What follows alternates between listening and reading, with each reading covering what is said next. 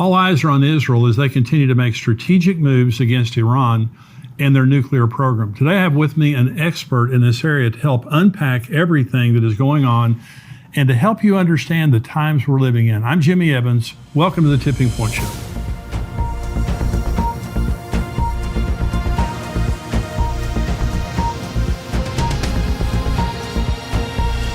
Welcome to the Tipping Point Show. I'm Jimmy Evans. I'm so glad that you've joined me today. And I've got a very special guest joining me today. But before I introduce him, let me just say I have my new book out called Look Up. If you haven't ordered it already, it's available now. And so I know a lot of you pre-ordered it, but it came out on December the 31st. And it's talking about when Jesus said, when you see these things begin to happen, look up, for your redemption draws near.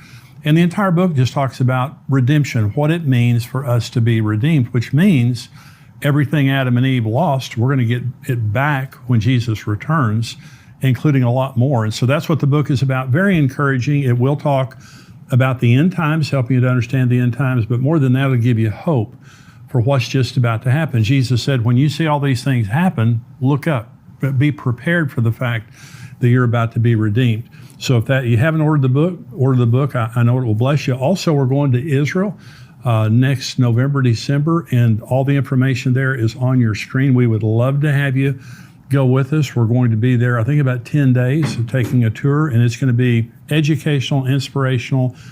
Can't wait to meet you guys that are going to go on the trip with us and spend some time with you in the Holy Land. So if you haven't already registered for that, the information is right there on your screen. And I'm excited today to have joining me best-selling author, end times expert, Bill Salus. Bill is the founder of Prophecy Depot Ministries. He has written 11 books, produced 14 DVDs. He's an author and speaker I've learned a lot from over the years. I'm very glad to have him joining me today to discuss a very important prophetic event, which is also a book Bill has written called Nuclear Showdown in Iran. Bill, thanks for being here. Jimmy, thanks for having me on your program. You bet. Well, listen, I've watched you for years and learned so much from you, and you're a scholar. I mean, you really are a researcher, and you go so deep into the things that you research. And so today we're going to talk about Iran. I want to start because you're here today, and several things have just happened in the news, and one is this earthquake that just happened in Turkey and Syria. The death toll that I heard this morning was 5,000. Over 5,000 people that have been killed. And of course, Jesus said there's going to be earthquakes, famines, pestilences like that. This is a big earthquake in a very strategic area of the world. Do you think anything significant about that other than just the devastation and all that? Well, I think it's like Jesus had said, and there would be great earthquakes. He talks about in Luke, Matthew 24, he talks about earthquakes in diverse places. Right. This is a great earthquake, 7.5. I was in a 6.6 earthquake I lived in Big Bear Lake, California around 1990, I think it was. And it threw all my TVs off the shelf. My piano went through the wall. All the food and stuff came out of the cabinets. And they say that you go up another 7.5, that's almost 1,000 times greater terrible. Intensity. Yeah. And the World Health Organization today came out and said they think there could be up to maybe about 20,000 killed individuals when they get through all the rubble and everything. Wow. I read an article this morning that said that this fault, and I believe they call it the Syrian-African fault that runs right through Israel. And they're saying that, of course, Israel has a big earthquake like that about once every century.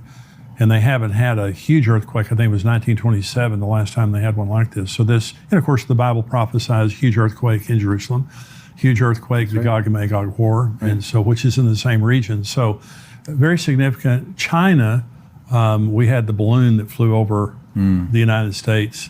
From China, and China is not in this prophecy, the Ezekiel 38 and 39 prophecy. Now, Ezekiel 38 and 39 says many people are with you. So, you have that. But China, they're very provocative. They have, infiltrated our businesses, stolen our state secrets. They've infiltrated, they say, every college campus in America. And now they have this balloon that flies over America. What do you think about that? You think it's just a dumb thing that they let a weather balloon go free, or do you think it's more than that? Well, I think everything is calculated with China. Yeah. They are actually also talking with Saudi Arabia about trying to replace the petrodollar with the yen, right, which would really hurt our economy as well. Yeah. China has been calculating for quite some time to sort of dethrone America as the superpower because they want to replace us and usurp themselves on it. So no, I think that balloon was very strategic. They went over all the important sites across the country, and basically got a lot of intelligence. Some people are thinking, well, what if they were to launch a nuclear weapon, an EMP, electromagnetic pulse from that? Because you could maybe put one of those on without being detected. And an electromagnetic pulse is basically a nuclear weapon that spreads hit at a certain burst altitude, exploded at a certain burst altitude, goes out like a speed of light, a canopy, and everything underneath it electronically gets fried out. Right. If you launch a burst altitude of 180 miles up, I believe it is, you can take out the whole country. So, they weren't that high, but, they could certainly take out a state. And we've been warned about this for many years. That's right. About EMP. It's not that sophisticated. And then, like you said, that could happen. So, there are evil people in the world today. And now the Chinese people, I believe, are precious. And there's a huge revival happening, a lot of Christians in China. But the Chinese government, they're evil. They're dictators, they're evil. They don't allow the church, they don't allow Christianity. But they do want to, I don't know if they have the same belief system as Iran, as in we're Satan and to destroy us. But they certainly want to shift in power. Right. They want to see the East, predominant over the West. So let's talk about Vladimir Putin for just a minute. The war in Ukraine is so concerning on so many levels. But Ezekiel 38 is addressed to a man named Gog. And it just seems as though Vladimir Putin is, matches the description of a madman in that area of the world who is, bent on power and ultimately to go down and take spoil from Israel. So what do you think about Vladimir Putin? I mean, is there, because you understand so much about, Bible prophecy, do you think that there's an end game other than Ezekiel 38, or do you even think he knows the end game? Do you think he's just kind of on a rampage or what? Well, I don't think Vladimir Putin knows the end game like we would know the end game from the Bible prophecies. But there are some parallels with his invasion of Ukraine with Ezekiel 38. Now, of course, Ezekiel 38 is an invasion against Israel with a whole coalition of countries, much more than just Russia going into Ukraine. But Ezekiel 38:10 talks about this Russian leader who could very well, depending on when Ezekiel 38 happens, could be Vladimir Putin, but we can't pin that tail on that face just yet because we don't know where he'll be at that time. Right. But it talks about him getting evil thoughts would arise in his mind. He would invade a peaceful people for spoil and gain, and of course the Ukraine is sort of the breadbasket of Europe. Yes. There's a lot of natural gas and things, and wheat and corn top producing over there. So, we see that's the same reason he's going to come with his troops and hordes in Ezekiel 38, a peaceful people dwelling securely without walls, bars, nor gates, for plunder and booty, great plunder and great spoil. So I saw some parallels when that happened. Maybe it's a little trial run, but not that he knows he's going to go against Israel. But at some point, God will put hooks in the jaw of Russia and their coalition that will include Turkey, Iran. There's 9 populations listed in their Ezekiel's ancient vocabulary, but would include some of the North African countries of Ethiopia, Tunisia, Sudan, Somalia, perhaps Morocco, some of the breakaway Soviet Union republics, some of the stands, Kazakhstan, etc. And that's a huge coalition coming against Israel. Oh, yeah. And I think Israel at that time will have proven itself to be a very formidable foe because we've got some prophecies we'll talk about today that I think positions Israel into a safer, greater country at that point in time. Well, one of the things I really enjoy about your teaching is you're more methodical than me in the sense that you talk about the Psalm 83 war as being a very specific war, has not been fought yet, more regional war.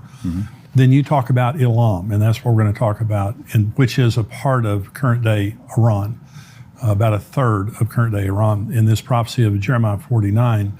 And then you talk about Ezekiel 38 and 39. So you really you layer it more than I would. And I'm saying, and you're right. I mean, I've learned so much from you in that.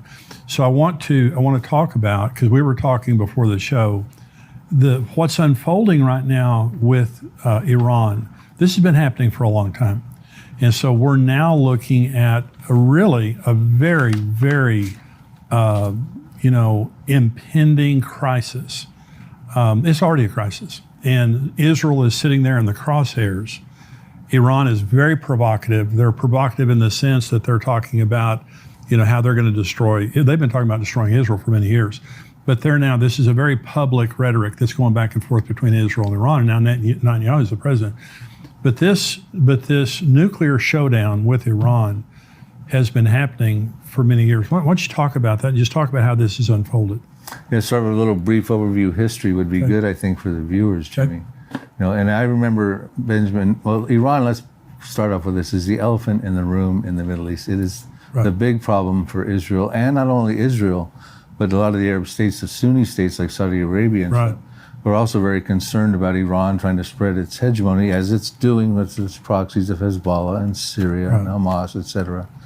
They're concerned that Iran's going to spread its hegemony more and more throughout the whole Middle East, try to set up a Shiite caliphate because they're Shiites versus Sunni Saudi Arabia. But there's the existential threat to Israel's existence. And I remember Benjamin Netanyahu even talking to George Bush about this when he was president way back when. Yeah. But if you fast forward up to about 2010, we'll take the clock back to 2010. You had Israel began its covert operations against Iran. It did the Stuxnet worm virus. Yes. Shut down a whole bunch of centrifuges. They also, for 2 years around that time to 2012, assassinated 4 nuclear Iranian scientists and injured one very badly as well. I remember 2012 was when Leon Panetta was the Secretary of Defense for the Obama administration, and he sincerely thought at that time that Israel would strike Iran's nuclear program. That's 13 years ago, Jim. That's really amazing. That's really amazing. Right, and then you go forward a couple years, John Kerry, the then Secretary of State for Barack Obama, he had said that in his estimation, Iran was 2 months away from breaking out to a nuclear weapons threshold.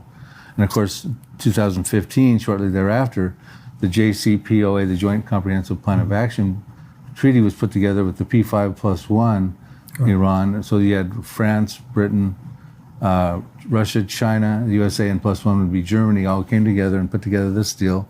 However, Donald Trump, fulfilling one of his presidential campaign promises in May of 2018, withdrew from that peace treaty. And then Iran seized the opportunity from that point forward to start advancing fast forward its nuclear program without any checks and balances. So we find out in December of 2020 that they had gotten up to 2.5 tons of enriched uranium, which was 12 times beyond the limit they were allowed to do in the JCPOA. They started putting advanced centrifuges together. They started producing 20% uranium. Now they went up to 60% uranium recently. Now there are some concerns are already hitting 90% uranium, which is a threshold for a nuclear weapon. But in the midst of all that, there was threats that Israel would preempt a strike, as is still a threat today. And the defense minister, Amir Hatami of Iran at the time, said, well, if you do a preemptive strike, we'll raise Tel Aviv, we'll raise Haifa. In other words, an all-out war coming against the major cities inside of Israel. And the thing just keeps on going. And then in November of 2020, another nuclear scientist was assassinated called Mohsen Fakhrizadeh. And then after that assassination, Iran stopped allowing the IAEA to come back in December of 2020, doing any more further inspections. So we'll show you can't come back in and inspect. They're taking out our scientists. And then in April of 2021, they announced advanced centrifuges.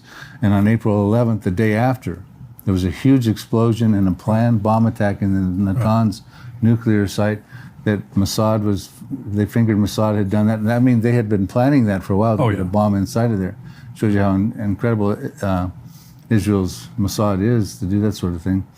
And then in October 2021, the Knesset approved Israel 500 billion shekels, $1.5 billion to attack Iran. That was October 2021. And then May of 2022, Israel launched one of its biggest military exercises in decades called Chariots of Fire. Right. And that was all geared up to invading and attacking Iran's nuclear program, also preparing for a multi-front proxy war ensuing as a result of that, and also preparing for casualties inside of Israel. So they set up triage and things like that. So it was a very extensive and exhaustive military exercise. And now then recently in November of last year, just as we turned the threshold into the new year, they announced they had a hypersonic ballistic missile that can reach Israel in 400 seconds, which is 6.66 minutes. That's just unbelievable. And hypersonic meaning, and it's a ballistic missile, so it can carry a nuclear warhead. And hypersonic means it travels 5 times the speed of sound. And it's the type of thing that can take out missile defense systems, this hypersonic missile, and it can also avoid being detected by missile defense systems. So all the stakes are so high right now that Israel has, in my estimation, has to take an action, and has to take an action very soon. Absolutely. We have much more from Bill and more insight from his interview in our subscriber portion today. To become a subscriber, visit endtimes.com and join us for only $7 a month. Along with the rest of today's interview, you'll get access to all of our End Times articles, shows, and teaching. Join us at endtimes.com today.